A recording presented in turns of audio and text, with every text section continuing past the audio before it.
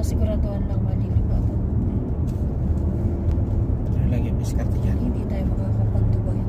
Yain na sa basta yung ang habol natin na yung trabaho eh.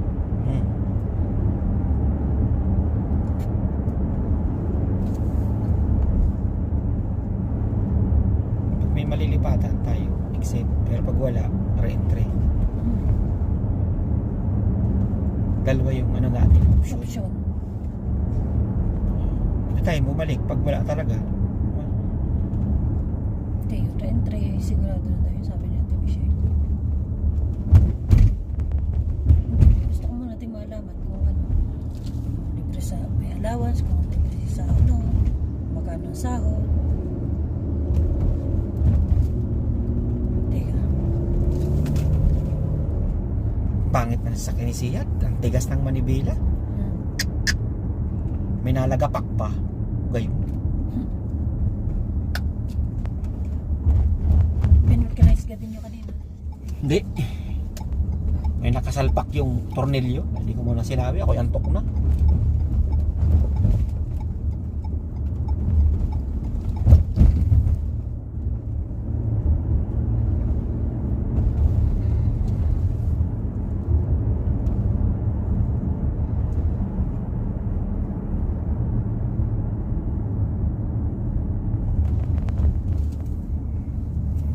Yan, yung ganito ayaw ni Seth.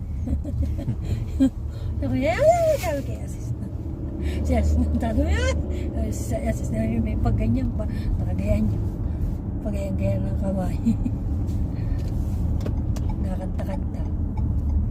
Ay, nung taong wala man lang, ano, hindi mo man lang mapapag-ano ng lingon. Parang dalagang Pilipina eh. Sinabi ng mama, bakit dito ka kakain? Bakit kakain? Dadali ko sa itaas. Siguro sinasabi ng mama, bakit di ka sa ano? Tatawa na ah. Misa parang sinasabing, nanonood ako ng, may pinapanood ako. Yun lang, ngayon lang. Yung mama, bubuntong hindi ka natin ihiling. Hindi na tayo nakapaghalika oh. Sa birthday niya, Ate Parida. Yung 26 yata birthday ni Ate Parida, 22.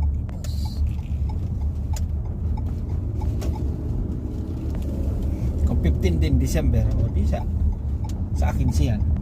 Hindi, 26 daw sabi ni Joy. Na wala pasok 10 days or 15 days. Pamula 26.